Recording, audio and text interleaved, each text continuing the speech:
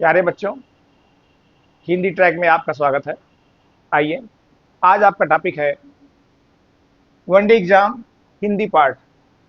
कोई भी आप वनडे एग्जाम देंगे, उसमें आपके 15-20 क्वेश्चन, 25 क्वेश्चन हिंदी पार्ट के आते ही है। बीएड वगैरह में 50-50 क्वेश्चन आते हैं। क्यों? क्योंकि यूपी आपका हिंदी भाषी क्षेत्र है और वहां से बहुत सारे क्वेश्चन आपके हिंदी के आते हैं। तो आइए, आज आपको हम कुछ विशेष प्रश्नों को रखेंगे और उन प्रश्नों के चारों ऑप्शन के बीच कौन सा ऑप्शन बेहतर है, सही है, क्यों सही है, गलत है तो क्यों गलत है, सब पर हम विस्तार से चर्चा करेंगे। तो पहला आपका क्वेश्चन है, शब्द की सबसे छोटी इकाई कौन सी है? शब्द की, क्वेश्चन नंबर 1, शब्द की सबसे छोटी इकाई कौन सी है?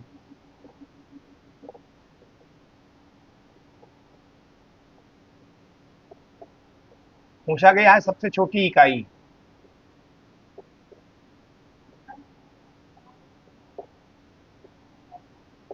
अब यहाँ आपके चार ऑप्शन है: स्वर, व्यंजन, वर्ण, अयोग, व्याह। स्वर, व्यंजन, वर्ण और अयोग, वाह। ये आपके चार ऑप्शन दिए गए हैं।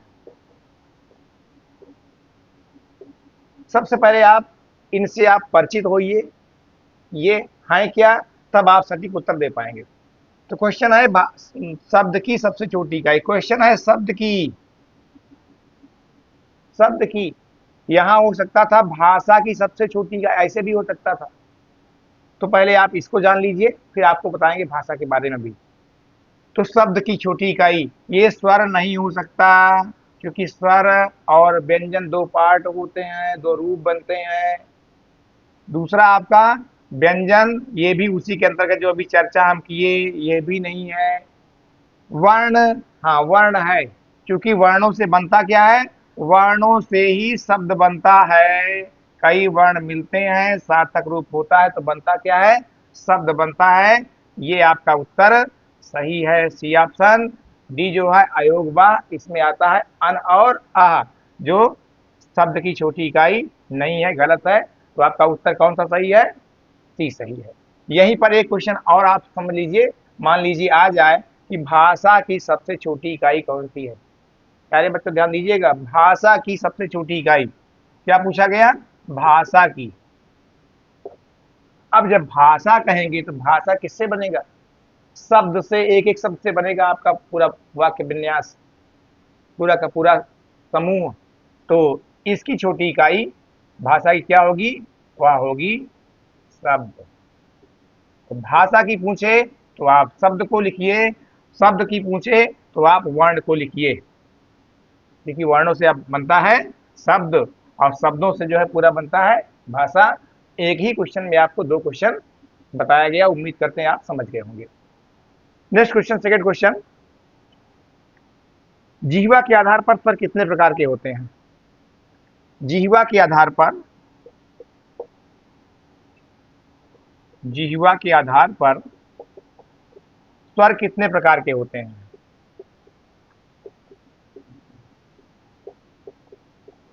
स्वर कितने प्रकार के हैं?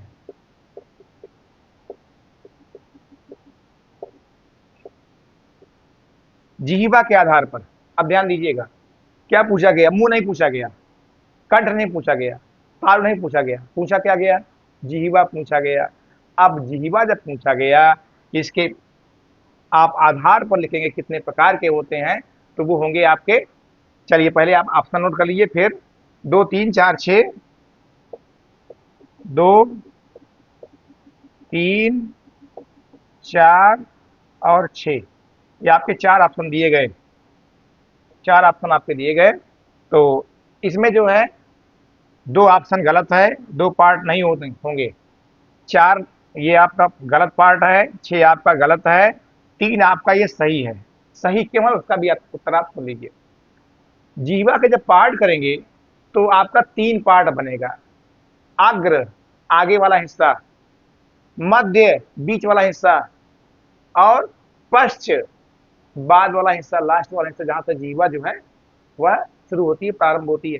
तो अग्र, मध्य और पश्चिम। मान लीजिए क्वेश्चन ये आ जाए कि जीवा के कौन से 3 पार्ट हैं, तो तीनों का नाम है अग्र, मध्य और पश्चिम। ये 3 आपके पार्ट हैं, इसलिए आपका ये बी ऑप्शन सही है। ये भी आप समझ गए होंगे। तो इस प्रकार से चारों ऑप्शन में सबसे बेहतर कौन सा है, क्यों है, सही है तो क्यों सही है, गलत है तो क्यों गलत है, इन सब का निर्धारण आपको करना होगा। और जितना आप अभ्यास करेंगे, जितना आप एकाग्रता के साथ सुनेंगे, अवलोकन करेंगे, उतना आपको बेहतर ज्ञान होगा। अगला क्वेश्चन है, चा वर्ग ध्वनियां किस वर्ग से आती है? चा वर्ग ध्वनियां किस वर्ग में आती हैं? चा वर्ग ध्वनियां किस वर्ग में आती हैं?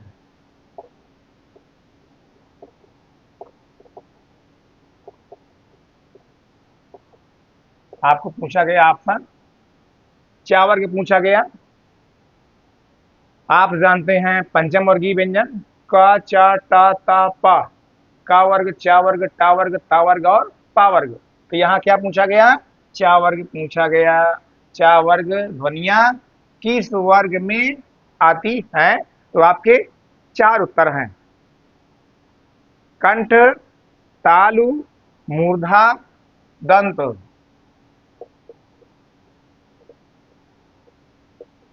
कंठ, तालु, मूर्धा,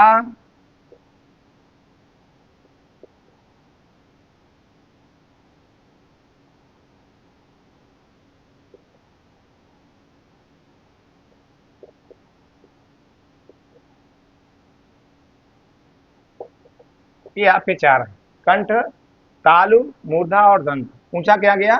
चा वर्ग ध्वनियां। तो आप पहले क्रम को जान लीजिए, और क्रम जानने के बाद जब आप इसको पांचों को समझ लेंगे, का वर्ग, चा वर्ग, टा वर्ग, ता वर्ग और पा वर्ग, ये इसका क्रम है। का के बाद कौन सा वर्ग? चा। चा के बाद कौन सा वर्ग? टा। टा के बाद कौन सा वर्ग? ता। ता के बाद कौन सा वर्ग? पा। का से अंगा, चा से इया, टा से अड़ा, ता से ना और पा से मा। इसको कहते हैं पंचम वर्गीय व्यंजन। इसमें 25 आते हैं। अब इसको समझने के लिए अब यहाँ जो 4 ऑप्शन दिया गया है, इन चारों ऑप्शन में आप जब एकाग्रता के साथ सही समझ लेंगे उच्चारण स्थान किस वर्ग में आएंगे, उच्चारण जब आप समझ लेंगे तो सही हो जाएगा। का वर्ग आता है आपका कंठ, का के बाद चा, कंठ के बाद तालु और ऊपर बढ़ गए हम, तालु। फिर इसके बाद टा वर्ग, तालु के बाद मूर्धा, जहां मोड़ होता है अब कहलाता है मूर्धा।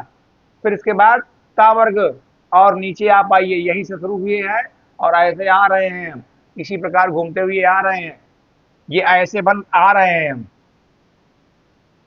ये हमारा यही रूप है, समझ रहे हैं? ये आंतरिक भाग है, ये आपका गला है, ये गला जिसको कहा गया है कंठ। क्या कहा गया? कंठ कहा गया।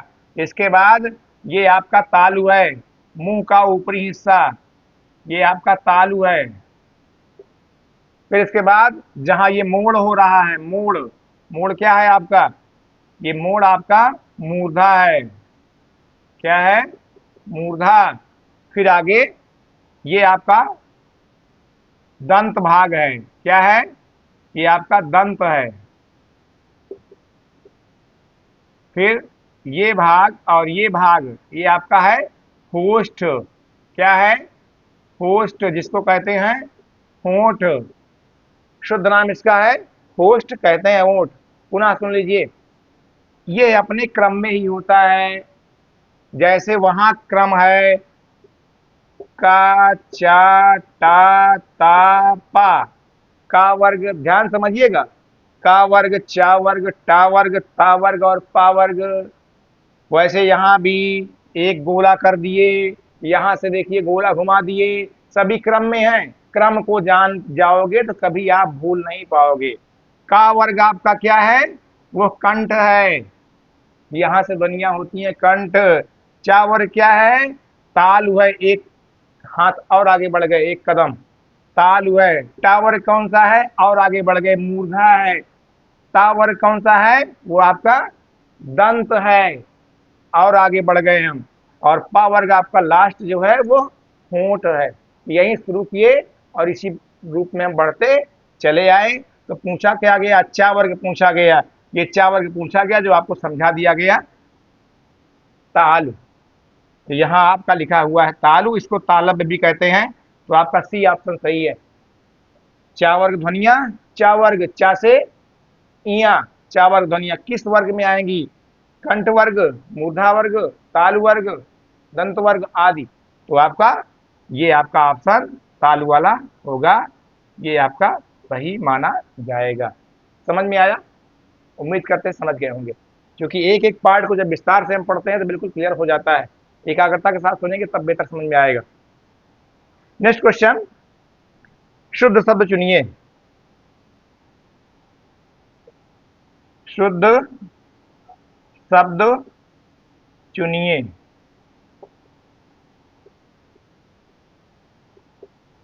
यहां आपके 4 ऑप्शन दे दिए गए हैं।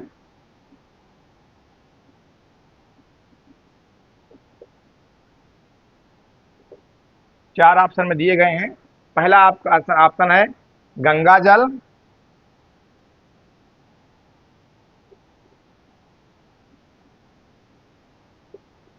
दूसरा ऑप्शन है बेबुनियाद,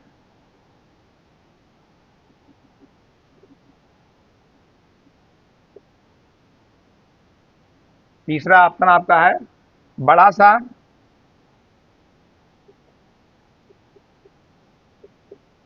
चौथा आपका है चौपाया।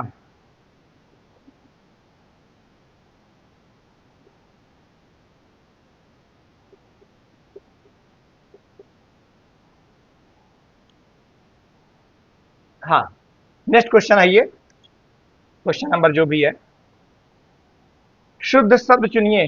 4 आपके ऑप्शन दिया गया है, उसमें से आपको शुद्ध शब्द का चयन करना है, कौन सा शब्द शुद्ध है। यहां आप चूंकि ध्यान दीजिए, ऑप्शन में दिया हुआ है योजक चिन्ह, इसको क्या कहते हैं, इसको कहते हैं योजक चिन्ह। इसी के लगने से ये सारे के सारे गलत हैं।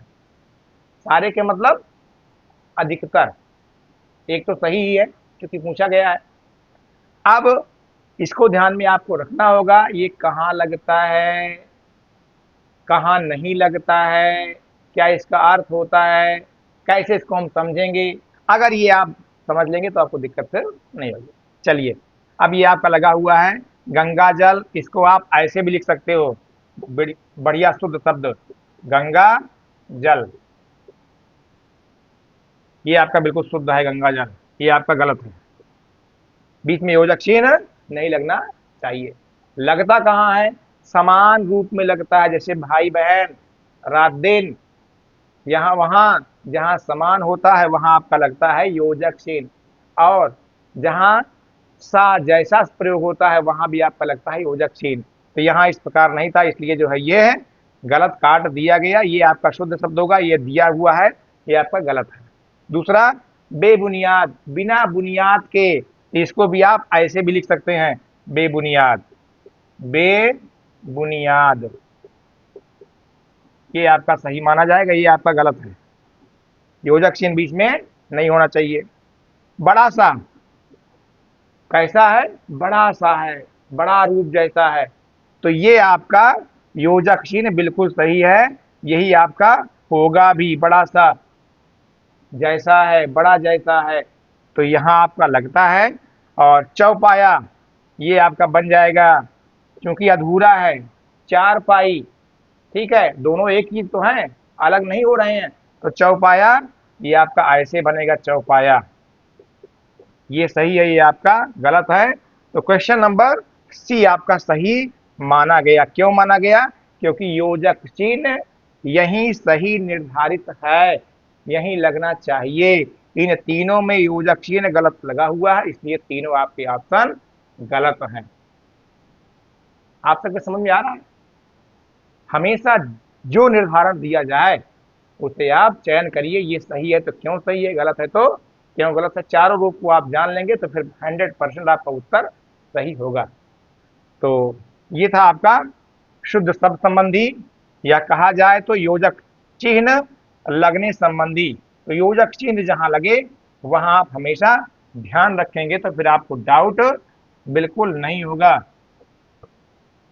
हमेशा वही आपके क्वेश्चन में पूछे जाएंगे जो आपको डाउट करते हैं, प्रॉब्लम क्रिएट करते हैं। तो क्वेश्चन रखा जाता है कि बच्चे जो है कहां तक समझ पाए हैं, कर पाए हैं कि नहीं कर पाए हैं। नेक्स्ट क्वेश्चन, सही रूप है। सही रूप है, रूप अर्थात शब्द,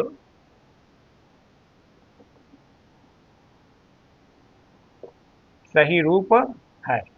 अब यहां आपके चार ऑप्शन दे दिए गए हैं, ए, बी, सी और डी। ए दिया गया आपका साहित्यिक, बी आपका दिया गया साहित्यिक,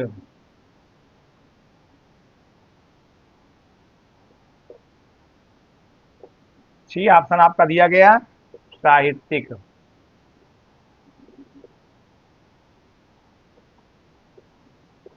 डी ऑप्शन आपका दिया गया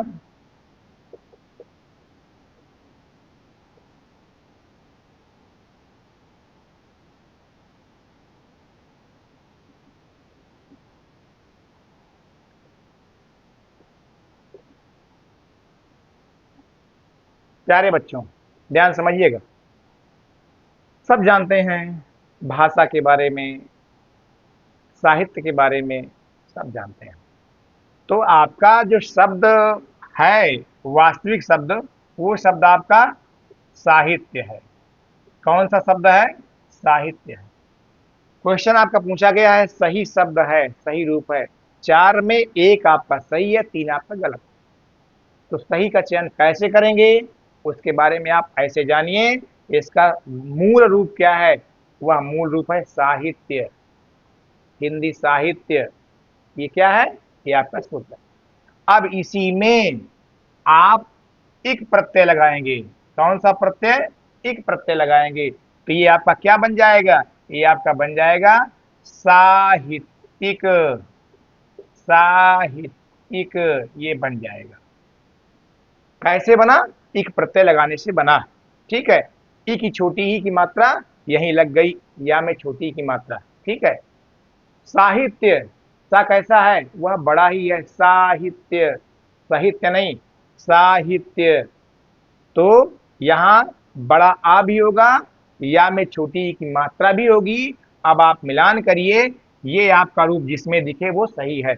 यहां जो है बड़ा सा तो है लेकिन या में छोटी की मात्रा नहीं है, ये आपका गलत है। यहां आपका सा ही छोटा हो गया, गलत है। साहित्यिक ये तीसरा जो है बिल्कुल सेम है, आपका सी ऑप्शन सही है। यहाँ सा को छोटा कर दिया गया था, इसलिए आपका ये ऑप्शन भी गलत है। तो साहित्य में इक प्रत्यय लगने से बनता है आपका साहित्यिक। कभी भी आप भ्रम में मत होइएगा। नेक्स्ट क्वेश्चन, निम्नलिखित विशेषणों में से संज्ञा शब्द को पहचानिए। विशेषण से, विशेषणों से संज्ञा शब्द पहचानिए,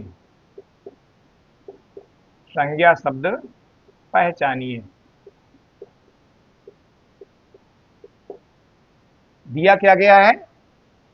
विशेषण, और पूछा क्या गया है? उसमें संज्ञा। अर्थात जो चार ऑप्शन दिए गए हैं उसमें कोई ना कोई शब्द आपका संज्ञा भी मिलेगा।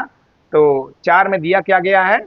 आसमानी, पाश्चात्य,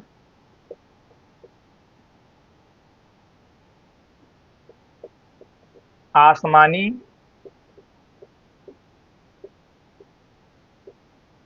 पाश्चात्य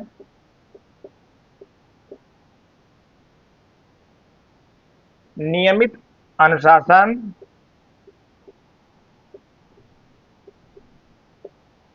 नियमित और अनुशासन, ये आपके 4 ऑप्शन दिए गए हैं। तो ध्यान दीजिए, विशेषणों से संज्ञा शब्द की पहचान करना ये क्वेश्चन है। ये सब विशेषण है, उसी में एक रख दिया गया है क्या, संज्ञा। तो संज्ञा का आपको चूज करना है, चयन करना है, पहचानना है। तो ध्यान दीजिए, ऐसे क्वेश्चन में कैसे पहचान करेंगे, तरीका आपको हम बता देना है, बिल्कुल आसान सा। विशेषण जहां भी प्रयोग होगा वहां विशेष भी होगा हमेशा। जैसे काला रंग, रंग क्या है, रंग विशेष है, विशेष को संज्ञा भी कहते हैं, संज्ञा ही विशेष कहलाता है क्योंकि वहां विशेषता बता दी गई। तो काला रंग, लाल घोड़ा, काली गाय, ठीक है, आदि। तो यहां आसमानी रंग, ये आपका विशेषण है, संज्ञा नहीं है, गलत है। पाश्चात्य सभ्यता, सभ्यता कैसी, पाश्चात्य, अर्थात विशेषण से हम विशेष से बना दे रहे हैं, वाक्य में प्रयोग कर दे रहे हैं। फिर आपका नियमित अभ्यास, अभ्यास कैसा, नियमित अभ्यास। अब अनुशासन से नहीं बन रहा है भैया, अनुशासन से नहीं बन रहा है। ये डी वाला ऑप्शन आपका सही होगा। अब इसका प्रयोग हम नया बनाते हैं। जैसे अनुशासन आपका संज्ञा है और संज्ञा से हम विशेषण नया बनाते हैं, ये बन जाएगा आपका अनुशासनात्मक, अनुशासनात्मक।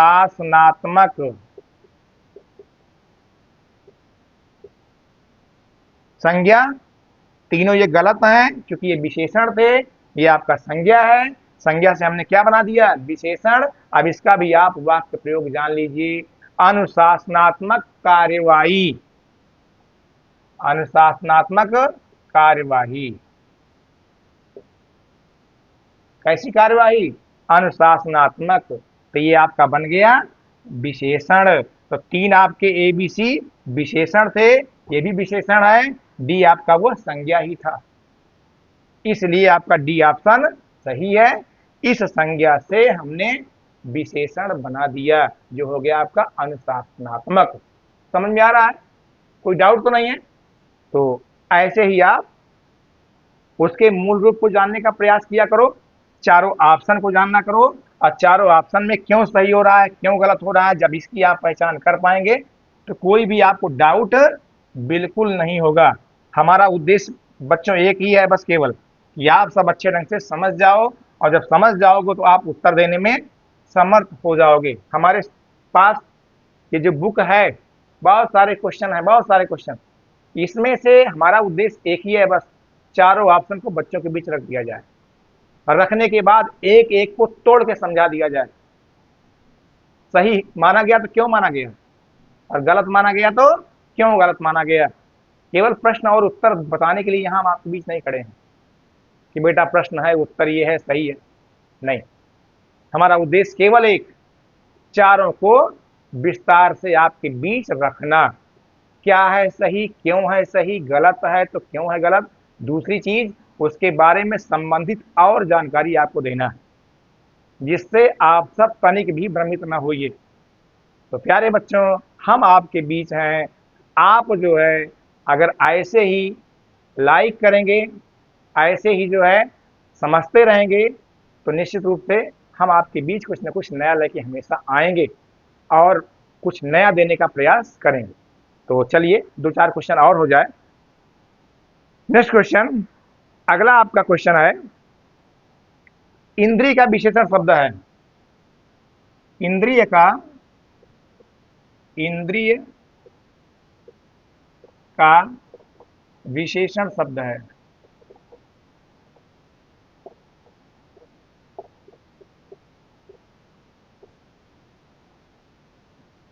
इंद्रिय का विशेषण शब्द है, यहां 4 आपके दिया गया है,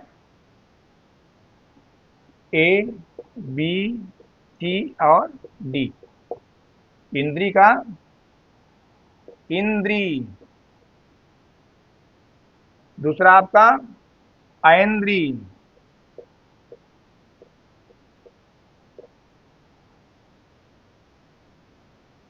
तीसरा आपका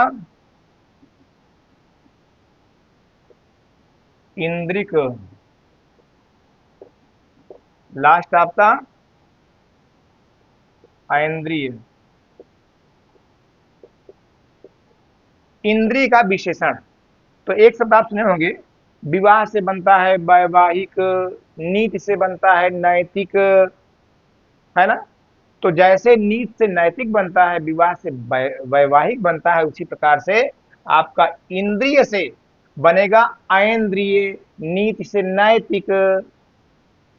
आई की मात्रा लगी ना, तो उसी प्रकार से यहां भी आई की मात्रा हो जाएगी, इंद्रिय से ऐन्द्रिय। इंद्रिक का लगा है, कोई मतलब नहीं, का माने करने वाला। ऐन्द्रिय आपका छोटा रूप हो गया, छोटा है ये भी गलत है। इंद्रिय, इसी इंद्रिय, इंद्री को अशुद्ध रूप में लिख दिया गया है और कुछ बदलाव नहीं किया गया, तो यहां चूंकि अशुद्ध लिखा गया, ये भी गड़बड़ है। बी आपका जो है छोटा रूप किया गया, ये भी गड़बड़ है। और आय के स्थान पर यहाँ ई कर दिए और का अर्थात करने वाला कर दिए, इसलिए ये भी गड़बड़ है। और आपका ये डी ऑप्शन ऐन्द्रिय, ये आपका सही है। और उसी प्रकार सही है जैसे बनता है नीति से नैतिक। ठीक है, तो इंद्रिक क्या बनेगा, आपका बनेगा ऐन्द्रिय। डी ऑप्शन आपका सही है। नेक्स्ट क्वेश्चन, हथियाना में कौन सा क्रिया है। क्वेश्चन नेक्स्ट, हथियाना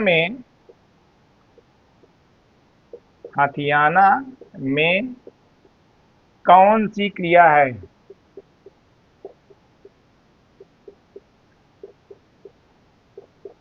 चारों आपका नाम दे दिया गया, ए बी सी और डी, चार आपके दिए गए। ऑप्शन में दिया गया प्रेरणार्थक,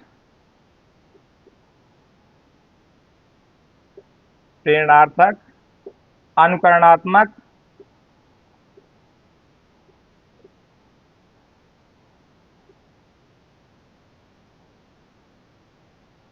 नाम धातु और संयुक्त। नाम धातु और संयुक्त, ये चार आपके दिए गए। क्वेश्चन है, हथियाना में कौन सी क्रिया है। कौन सी क्रिया, प्रेरणार्थक, अनुकरणात्मक, नाम धातु, संयुक्त, ये चार आपके हैं। तो पहला जो ऑप्शन है प्रेरणार्थक, प्रेरणार्थक वह होता है जहां प्रेरणा दी जाती है। जैसे पिताजी प्रतिदिन सुबह 4 बजे उठते हैं, तो प्रेरणा मिल रही है बच्चों को, हमको भी सुबह 4 बजे उठना चाहिए। तो यहाँ हथियाना कोई मिल रहा है, तालमेल हो रहा है, कोई तालमेल है ही नहीं। तो फर्स्ट आपका ऑप्शन ए गलत हो गया। फिर आपका सेकंड है अनुकरणात्मक, अनुकरणात्मक भी नहीं होगा। क्यों, हथियाना से कोई तालमेल है ही नहीं है, बिल्कुल तालमेल नहीं है, तो अनुकरणात्मक भी ये नहीं बनेगा। अब तीसरा आपका है नाम धातु, क्या धातु का नाम है, उस धातु से बन गया है, तो उत्तर में होगा हाँ। क्यों, शब्द आपका है हाथ, हाथ से बन गया क्या, हथियाना। तो हाथ से हथियाना, ऐसे बनेगा आपका बात से बतियाना, लात से लतियाना, बनता चला जाएगा, ध्यान दीजिएगा।